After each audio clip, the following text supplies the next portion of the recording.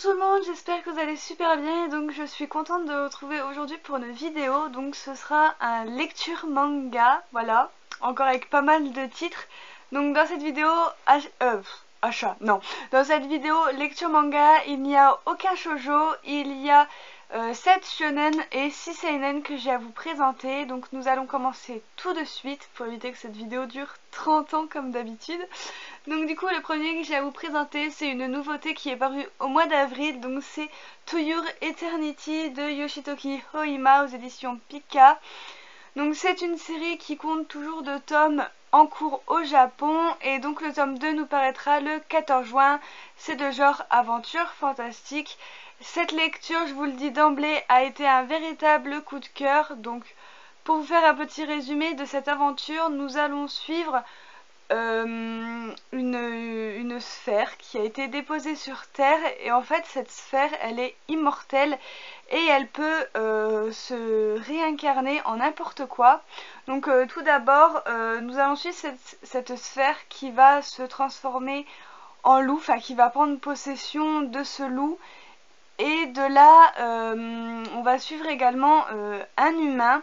Et donc cette sphère, elle va vivre tout d'abord avec cet humain. Donc on va suivre les aventures de cet humain.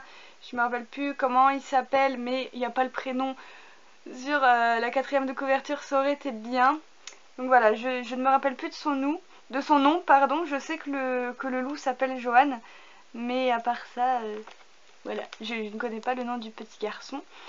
Et donc voilà, on va suivre ses aventures, on va apprendre que ce jeune garçon il habite tout seul dans un village désertique, ça semble être de la neige et on va apprendre que les habitants de ce fameux village ils sont partis autre part mais on ne sait pas où.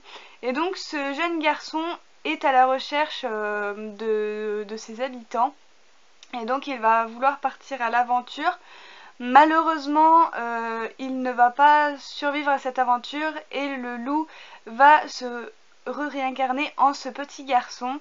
Et donc on va suivre bien tout simplement ses aventures à cette immortelle. On va également rencontrer d'autres personnages, dont une jeune fille qui aussi va y avoir un destin vraiment tragique, mais ça je vous laisse le découvrir, et qui d'ailleurs va être sauvée par ce personnage qu'on voit ici, donc qui est Johan au début et qui va se faire réincarner par l'espèce de sphère. Voilà, on n'en sait pas trop encore sur cette fameuse sphère immortelle.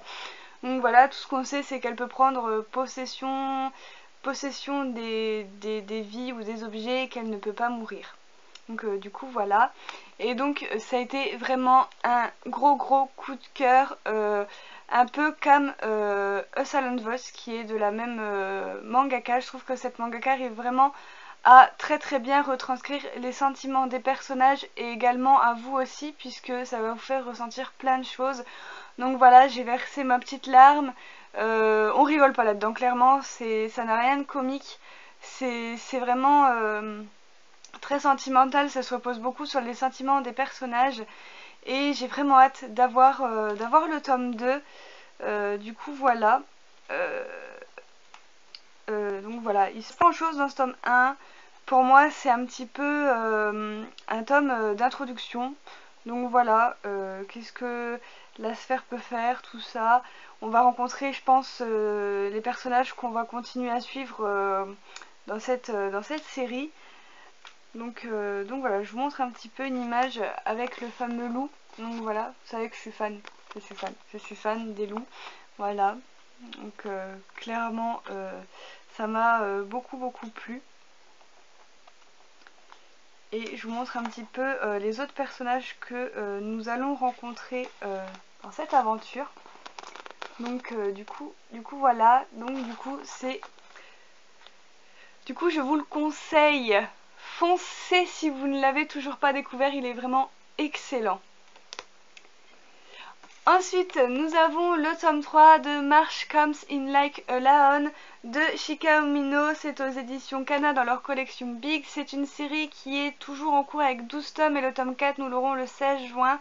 c'est de genre social, tranche de vie. J'ai beaucoup aimé ce tome 3, nous continuons toujours sur la lignée des 2 premiers tomes, c'est-à-dire que c'est véritablement du tranche de vie où c'est que l'on suit toujours Kiriyama, sauf que dans ce tome 3, il va tomber malade et on a bien évidemment les 3 jeunes sœurs, donc vous en voyez 2 ici, il manque la moyenne. Donc du coup voilà, qui vont s'occuper de lui, tout ça pour qu'il se rétablisse, ça va vraiment lui faire chaud au cœur. Et à nous aussi, c'est aussi un manga que je trouve qui nous touche également, c'est ça que j'aime beaucoup dans les mangas, c'est vraiment ressentir les sentiments des personnages, tout ça, c'est ce qu'on ressent là-dedans. Donc c'est vraiment super bien amené. On a, une fois que Kiriyama va être guéri, tout ça, il va devoir affronter ses adversaires au shogi, puisqu'il a un tournoi qui se prépare, voilà, pour accéder à la finale et pour être le grand gagnant, tout ça. Donc voilà, après je vous laisserai découvrir si dans ce tome 3 il va bien évidemment arriver en finale et surtout à remporter tout ça. Donc du coup voilà, c'est à peu près tout ce qui se passe. On rencontre bien évidemment plusieurs personnages dans cette histoire qui font partie du shogi. Mais bon, après ça reste des personnages secondaires dont on ne sait pas grand chose encore. Donc du coup voilà, encore les dessins, je les trouve juste magnifiques. Enfin, je les trouve vraiment très très beaux. Donc voilà, je vais vous en montrer une petite dernière. Celle-là, elle est vraiment toute chou. Elle est vraiment toute chou. Donc voilà, c'est vraiment pas mal du tout comme histoire que je vous recommande également. De toute façon, je n'ai pas eu de déception au niveau de mes lectures dans ces lectures manga. Donc du coup voilà. Ensuite, nous avons les 3 premiers tomes de Love and Life de Musawa aux éditions Pika. Donc c'est une série qui est toujours en cours avec 5 tomes et nous aurons le tome 5 le 28 juin. Oui, déjà le tome 5 parce que le tome 4 je l'ai déjà acheté, il est sorti tout début mai. Donc du coup voilà. Et donc c'est de genre romance tranche de vie. Donc je vous ai déjà présenté le tome 1 quand il est sorti, donc c'était l'année dernière, je ne sais plus quand, peut-être octobre, septembre, non je ne sais plus vraiment, je ne sais plus. Et en fait je me suis relu le tome 1 pour pouvoir enchaîner avec les tomes 2 et 3 puisque je me souvenais à peu près du tome 1 mais pas de tout en détail et j'avais vraiment envie de me le relire pour bien tout comprendre. Donc du coup je vais vous refaire un petit peu le scénario. Donc en fait on est, je vais poser ça là. On est dans un temps où de nos jours, c'est le gouvernement qui nous choisit notre partenaire à vie quand on atteint l'âge de nos 16 ans. Et donc voilà, en gros, vous n'avez plus le choix, voilà, vous pouvez plus tomber amoureux comme maintenant.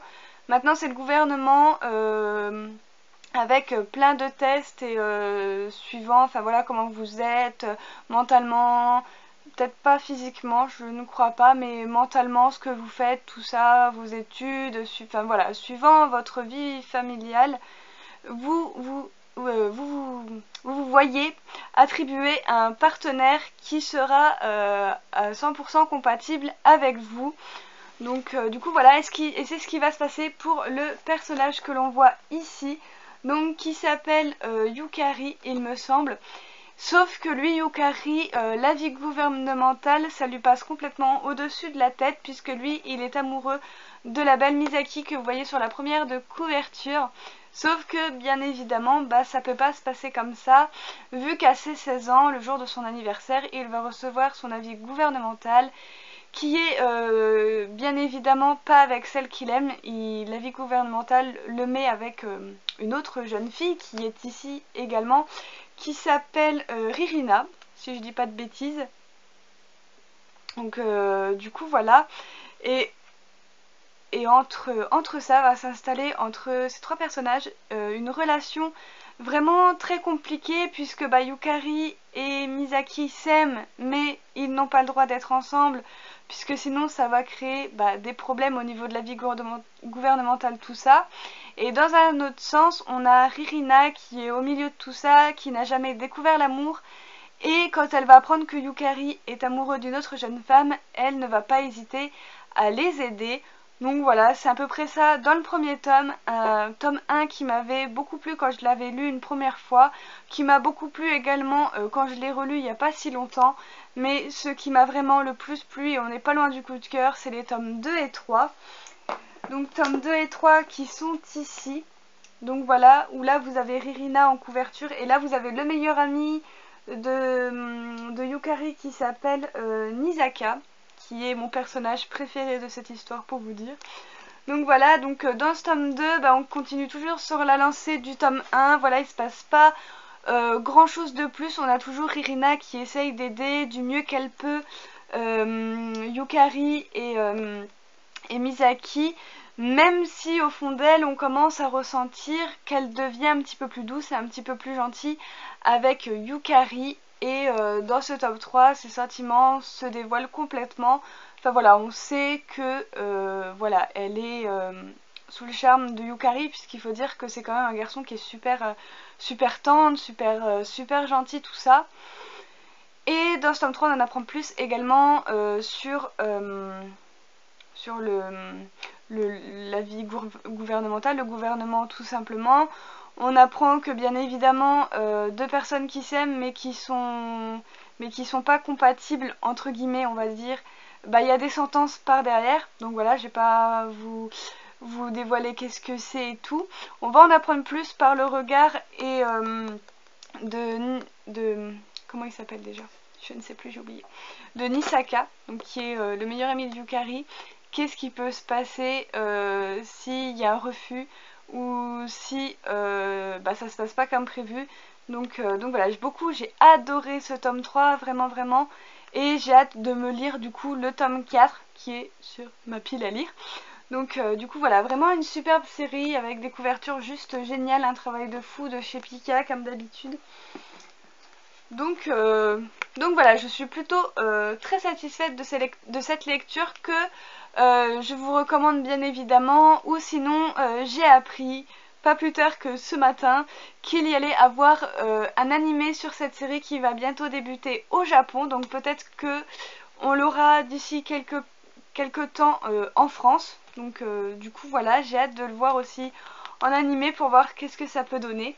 Donc du coup voilà, je vais vous montrer un petit peu le dessin qui est vraiment très beau. J'aime beaucoup le coup de crayon de l'auteur. Du coup voilà, je vais vous remontrer une petite page. Du coup voilà à peu près ce que ça donne au niveau des dessins. C'est vraiment pas moche, hein, j'aime beaucoup. Du coup voilà. Ensuite nous avons le tome 3 de Lockdown. Le scénario de Michio Yasu et le dessin de Niken, c'est aux éditions Kiyun. C'est une série qui est toujours en cours avec 8 tomes et nous aurons le tome 4 le 8 juin. C'est de genre suspense trailer. Donc ce tome 3, je suis un petit peu en demi-teinte. Voilà. C'est pas un flop ni... c'est une bonne lecture sans plus. Dans le sens où bah, ce qui se passe ne m'a pas vraiment convaincu. On est dans du survival game, donc j'aime beaucoup les survival games comme vous le savez, mais celui-là je me pose encore la question si je l'arrête ou pas. Alors j'attends de voir le 4e tome, qu'est-ce que ça va donner, mais j'ai été moyennement convaincue par ce tome 3 où c'est qu'on va toujours bien évidemment suivre les élèves qui se font décimer un par un par les terroristes. Nous avons toujours la chef des terroristes qui, vous savez, elle s'est injecté le produit qu'elle a été volé dans le laboratoire biologique, je ne sais pas quoi. Donc du coup voilà, c'est devenu une morte vivante. Elle a entraîné avec elle Sota, donc qui était un élève lambda et qui est devenu mort-vivant à son tour dans le tome 2. Donc du coup c'est assez violent puisque bah bien évidemment bah voilà, il a besoin de sang en fait pour se nourrir, donc voilà, je vais pas vous faire un dessin mais c'est assez violent. Du coup voilà, on a des élèves qui essayent de se rebeller. Ce qui m'a dérangé dans ce tome 3, c'est qu'on devine assez rapidement qu'est-ce qui va se passer, et ça m'a assez déplu dans le sens où je voyais tout ce qui allait arriver au fil des pages. Donc voilà, voir ce que va donner le tome 4. je ne sais pas encore, mon avis n'est pas arrêté sur la série. Je me dis que ça peut toujours remonter et prendre une tournure différente, ou alors vraiment nous mettre en haleine à fond dedans. Et donc voilà, j'attends de voir le tome 4 et si le tome 4 est du même niveau que le tome 3, je pense que je m'arrêterai là. Mais voilà, pour l'instant, mon avis n'est pas arrêté sur la série et donc voilà, encore un petit tome et après je verrai bien. Puisque ce tome 3 il m'a pas déçu, j'étais quand même dedans, mais j'étais pas vraiment à fond et c'était dommage. Du coup voilà. Ensuite, nous avons l'excellent tome 12 de Red Ice World Akamega Kill, le scénario de Takahiro et le manga de Tetsuya Tashihiro, c'est aux éditions Kurokawa.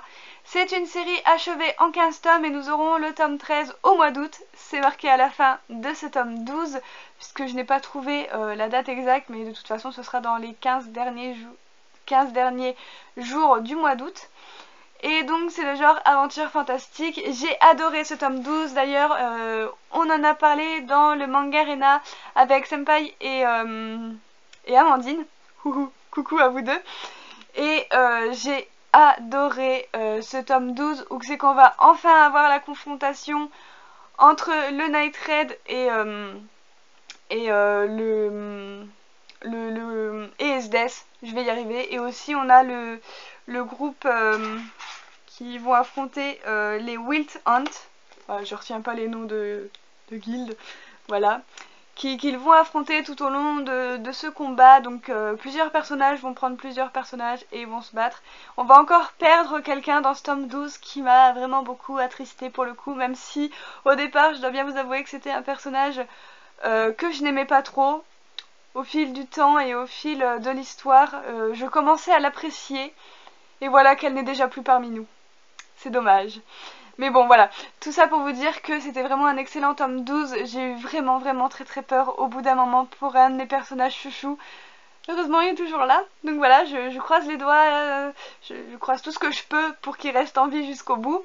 Même si je ne pense pas parce que j'ai jamais beaucoup de chance là-dessus. Donc du coup voilà, vraiment une série que je vous recommande toujours autant depuis que je vous ai présenté les tomes. Voilà, je crois que c'était à partir du tome 5 que je vous avais fait la vidéo Red Ice World, donc voilà, à partir du tome 5 je vous recommande toujours la série. Donc du coup voilà, vraiment une série excellente. Je vais vous montrer les dessins sans essayer de vous spoiler. Du coup voilà ce que ça donne. De toute façon c'est toujours aussi beau. Donc du coup voilà, vraiment des combats magnifiques en plus. Et l'auteur arrive toujours à nous faire tenir en haleine dans ces combats où on se dit mais qui va survivre, qui va trinquer. Et on est là, on croise les doigts, toujours pour le Night Raid, enfin, j'espère. Et donc voilà, enfin moi je suis carrément du côté du Night Raid, après vous je sais pas, mais voilà, moi je croise toujours les doigts pour que le Night Raid réussisse et éradique tous ces méchants qui sont du côté de l'Empire. Donc du coup voilà, vraiment une excellente lecture. Ensuite toujours une excellente lecture avec le 7e tome de Remember, le roman original de Wellsard et le dessin de Katsutoshi Murase, c'est aux éditions Kiyun. Donc c'est une série qui est toujours en cours avec 13 tomes et le tome 8 nous paraîtra le 22 juin, c'est de genre fantastique horreur. J'ai beaucoup aimé ce tome 7 où c'est que on a la fin de la première partie, première saison, je ne sais pas trop. Et alors j'ai beaucoup aimé le dénouement en fait de cette histoire, de voir Larouchan un petit peu perdu, un petit peu perturbé par ce qui se passe, de voir aussi enfin nos élèves qui arrivent, ça y est, enfin à avoir reconstitué tout le corps de cette Asuka, il me semble. Non, c'est pas ça, c'est Haruka, je sais plus comment elle s'appelle, celles qui doivent rechercher le corps. Haruka, voilà. Le problème c'est que ça ne va pas s'arrêter là puisque alors c'est peut-être un spoil, voilà, passez la vidéo, passez un petit peu, voilà, si vous voulez pas entendre. Mais il y a un souci, c'est que je sais plus comment elle s'appelle non plus, j'ai des problèmes avec les noms des personnages. Attendez, je vais retrouver ça. C'est que Asuka va devoir maintenant prendre place dans le cercueil et ça va redonner encore suite à une nouvelle chasse au corps. J'espère que ça va changer un petit peu parce que sinon je risque un petit peu d'être perturbée dans ma lecture. Donc voilà, et qu'on en apprenne un petit peu plus sur les jumelles, donc la rouge sang et sa sœur. Du coup voilà, sur ce qui s'est vraiment passé, tout ça, ce serait vraiment chouette, même si on en sait déjà beaucoup. Et le problème c'est que plus l'histoire avance et plus on a encore beaucoup de questions et on aimerait avoir de réponses. Donc du coup voilà, j'espère qu'on aura encore beaucoup de révélations dans les tomes à venir. En tout cas j'ai beaucoup aimé, même si j'étais un petit peu surprise par la révélation de ce fameux recommencement de chasse au corps. Mais bon, donc je vais vous montrer un petit peu ce que ça donne. Malheureusement voilà, pour vous montrer un petit peu la terreur de la rouge sang. Voilà, la pauvre elle est complètement paumée. Voilà, par exemple. Du coup voilà, c'était vraiment une excellente lecture. Ensuite nous avons l'excellent tome 5 de Pétales de réincarnation de Mikiasa Konishi aux éditions Komiku. C'est une série toujours en cours au Japon avec 5 tomes, donc je n'ai pas la date du tome 6. Et c'est de genre suspense fantastique. J'ai adoré ce tome 5. Révélation qu'on attend depuis le tome 1, j'ai envie de vous dire, puisque on a notre héros principal, enfin notre anti-héros principal qui s'appelle Toya et qui va devoir se diriger vers une forteresse où c'est qu'un personnage latent pour lui révéler le passé de son frère. Du coup voilà, et j'ai beaucoup aimé. Donc certes ça dure longtemps, hein. Enfin ça dure tout ça. Voilà, je peux même pas, ça dure tout ça. Donc du coup voilà, là c'est Toya quand il va à la forteresse et là c'est le passé. Donc en gros, j'ai pas trop grand chose à vous en dire, même si j'ai beaucoup aimé toutes les révélations qui ont été faites à propos de son frère. Je pense que ça va bouleverser Toya et que ça peut peut-être le changer. Donc du coup voilà, peut-être qu'il ne sera plus vu comme un anti-héros, peut-être qu'il va totalement changer et se mettre du côté des gentils, ou alors peut-être qu'il va totalement péter un plomb et tous nous les buter. Donc voilà, j'en sais rien. Deux choix possibles s'offrent à lui, soit il est anéanti par ce qu'il vient d'apprendre et voilà, il va péter un plomb, ou soit bah voilà, je ne sais pas comment le tome 6 peut se passer, mais j'ai vraiment très hâte de le découvrir. Je vous montre un peu ce que ça donne niveau dessin. Les dessins franchement j'adore. Pareil, la mangaka a un très joli coup de crayon. C'est vraiment très beau. Donc voilà, une excellente lecture aussi. Et j'ai hâte d'avoir le tome 6, même si on risque d'attendre longtemps. Du coup voilà. Ensuite nous avons le tome 3 de Arbos Anima de Kachu Oshimoto aux éditions Glénat. Donc là on est passé du côté des seinen. Et donc c'est toujours en cours avec 3 tomes. Nous n'avons malheureusement toujours pas la date du tome 4 forcément, puisqu'il n'est toujours pas sorti au Japon. Et c'est de genre aventure fantastique. Donc là aussi nous continuons notre petit bonhomme de chemin par rapport à ce qui s'était passé dans le tome 2. C'est-à-dire où on a comment il s'appelle, Noah, donc qui est ici, qui est un petit peu un chercheur de fleurs et de plantes pour les gens. Et donc voilà, donc là il doit toujours rechercher sa mystérieuse plante ou fleur, je ne sais plus, pour des personnes. Malheureusement ça va pas se passer comme prévu, puisque ce personnage là, donc qui était anciennement un pirate, donc Rudyard, va entendre le nom de Hacham, et bien évidemment il a un rendez-vous avec lui, il va devoir aller le trouver. Ça va pas se passer comme prévu, ça va tout chambouler. Du coup nos héros vont devoir un petit peu se sauver entre guillemets, pour toujours rechercher cette mystérieuse plante. Et donc voilà, j'ai beaucoup aimé, il y a toujours plein d'aventures.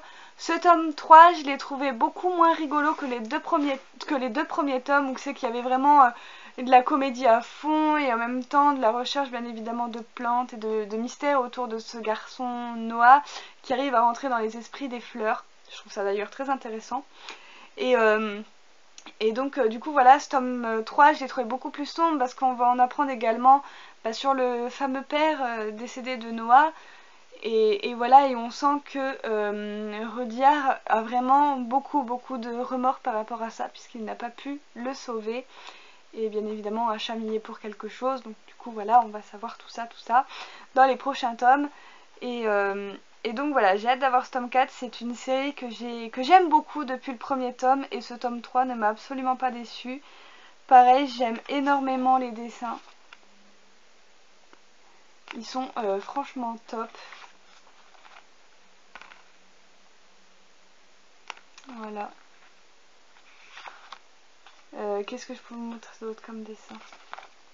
Voilà, par exemple. Vraiment très beau. C'est une histoire aussi toute sympa que je vous recommande si vous aimez le côté piraterie, le côté un petit peu rigolo, mais à la fois sombre quand même, comme je l'ai dit, ce tome 3 est vraiment sombre, vraiment. Donc du coup voilà. Ensuite nous avons les tomes 5 et 6 de Bloody Delinquent Girl Chainsaw de Rei Mikamoto aux éditions Akata dans leur collection What the Fuck.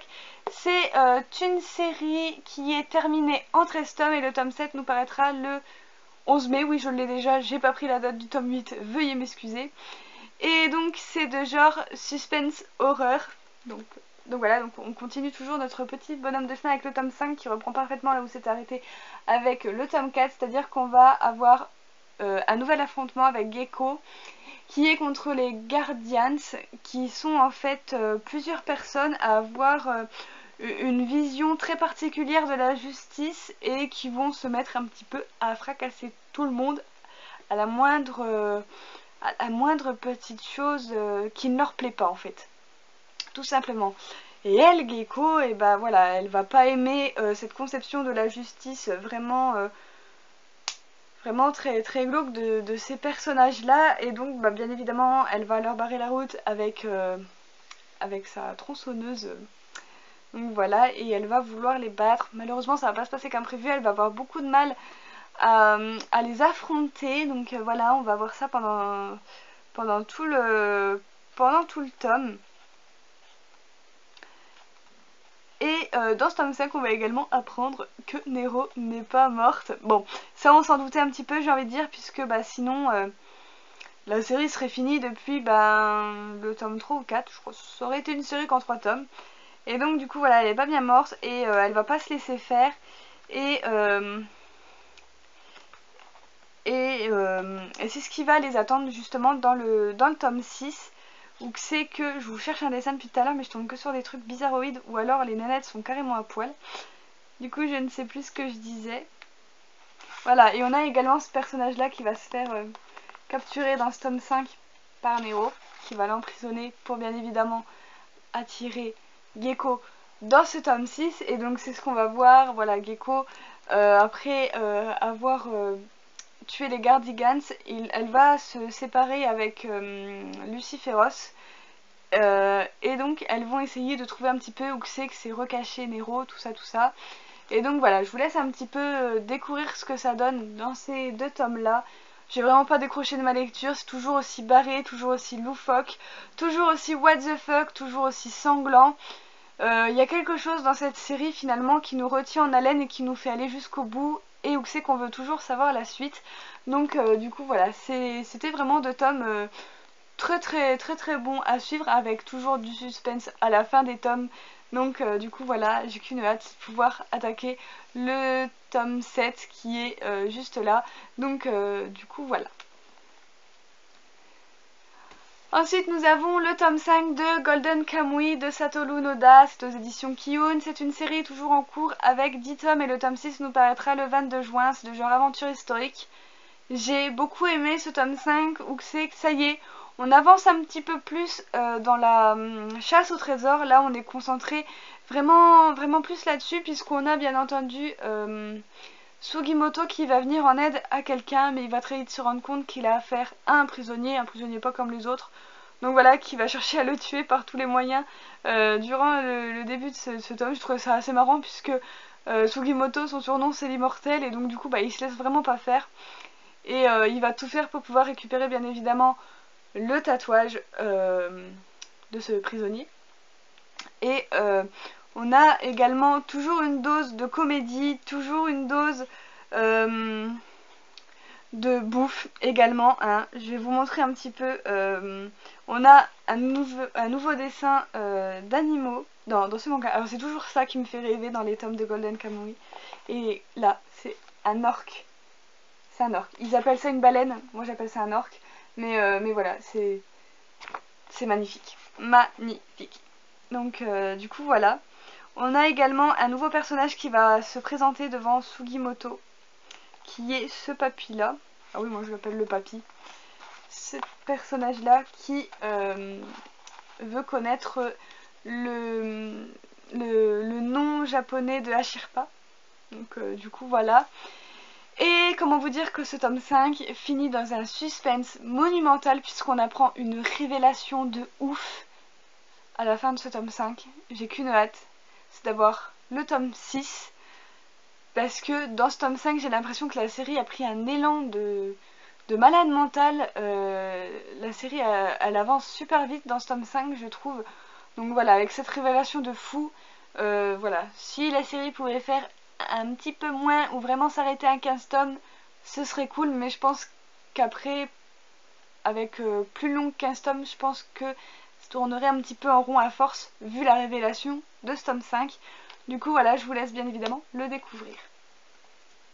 Ensuite nous avons le tome 3 de Bungo Stray Dogs, le story de Kafka Asagiri et l'art de Harugawa 35. Donc voilà, c'est chez Ototo et donc c'est une série toujours en cours avec 11 tomes et le tome 4 nous l'aurons le 15 juin. C'est de genre suspense tranche de vie, j'ai adoré, j'ai eu un coup de cœur pour ce tome 3. Franchement je crois que je l'ai lu en 20 minutes. J'étais tellement à fond dedans. Donc dans ce tome 3 on a deux choses. On a Atsushi, donc qui est lui qui a rejoint il n'y a pas très longtemps bah l'agence. Je perds ma voix. L'agence des détectives, voilà, je cherchais le nom. Voilà, l'agence des détectives depuis pas longtemps et il va sauver un petit peu une fille donc qui s'appelle Kyoka des griffes de la mafia, donc la mafia qui est l'ennemi de l'agence des détectives. Et donc voilà, il va réussir à la sauver, mais malheureusement, comme elle a commis pas mal de trucs pas bien, il va devoir la remettre à la police, sauf que ça va pas se passer comme ça, parce qu'il va se faire bien évidemment capturer par la police. Et on a aussi Danzai qui lui aussi s'est fait capturer par la mafia, décidément. Et donc on va avoir affaire dans ce tome 3 à deux gros combats, donc entre Danzai et Nagahara. Et le méchant, donc lui, contre Atsushi. J'ai trop de mal aujourd'hui. Donc voilà, vraiment des combats où l'auteur fait en sorte qu'on ne sache pas qui c'est qui va gagner en avance. C'est des combats vraiment intenses et vraiment, je cherche mes mots, vraiment sympa à découvrir. Voilà, on a vraiment envie que nos deux héros qu'on suit là, Danzai et Atsushi, s'en sortent. Donc du coup voilà, et la fille aussi du coup que Atsushi a sauvée au tout début, on a envie qu'elle s'en sorte. Malheureusement ça on ne sait pas trop, faudra attendre le tome 4. Des dessins vraiment ouf, moi j'adore beaucoup le coup de crayon de l'auteur. Alors je ne sais pas si c'est une fille ou si c'est un garçon, mais vraiment son coup de crayon il est vraiment sublime. Du coup je vous montre un petit peu les dessins et c'est à peu près tout ce que je pourrais vous en dire si vous ne voulez pas être spoilé. Voilà, il nous reste plus que 2 titres et après j'aurai fini ce lecture manga. Donc nous avons le tome 3 de Immortal Hunts de Ryo Asuaishi aux éditions Kiun. C'est une série toujours en cours avec 4 tomes, nous n'avons pas la date du tome 4 et c'est de genre suspense thriller. J'ai également beaucoup aimé ce tome 3 où c'est que ça bouge. On a ce personnage là qu'on voyait à la fin du tome 2 qui se fait nommer Blanche-Neige, qui est comment on appelle ça, un esder, je ne sais plus,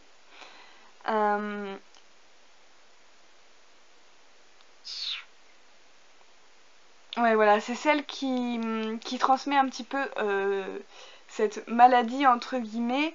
Et donc elle va bien évidemment se faire pourchasser par deux équipes cette fois-ci. Donc on a Lundo et l'équipe des flics toujours qu'on suit depuis le tome 1. Et ça va promettre un petit peu une chasse à l'homme très surprenante. Et on va voir également la mère de ces deux jeunes femmes, donc de Rin, qu'on voyait à la fin du tome 1, et on va voir enfin son visage.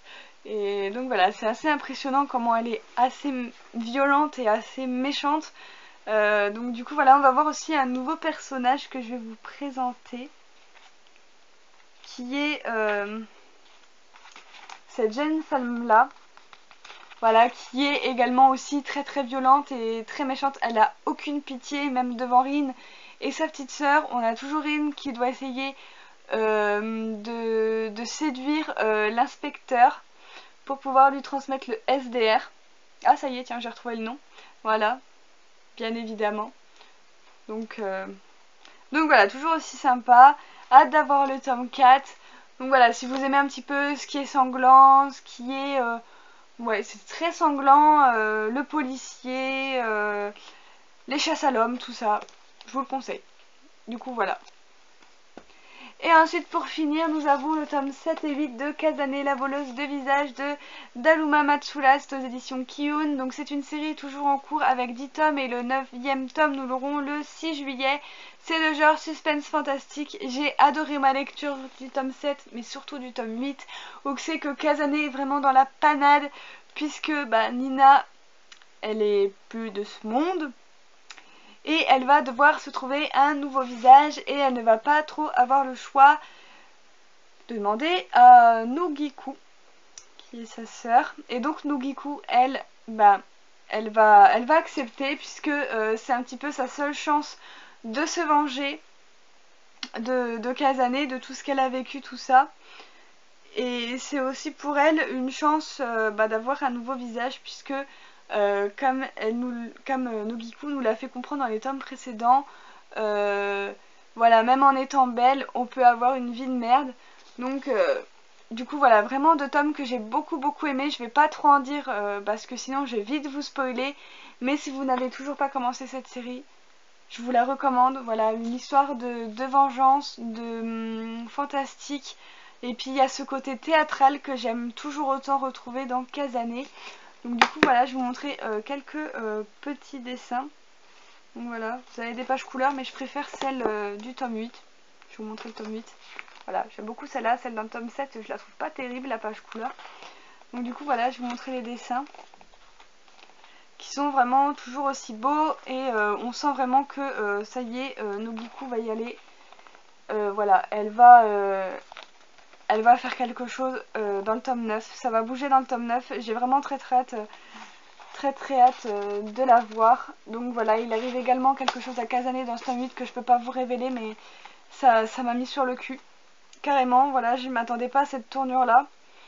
Donc voilà, j'ai vraiment très hâte d'avoir le tome 9 de Kazane. Donc du coup voilà tout le monde, j'espère que cette vidéo vous aura plu. N'hésitez pas comme d'habitude à faire péter les pouces bleus, à me dire tous vos avis en commentaire pour vos lectures, si jamais vous avez lu un de ces titres que je vous ai présenté et votre avis. Et moi je vous retrouve très bientôt pour de prochaines vidéos. Bye!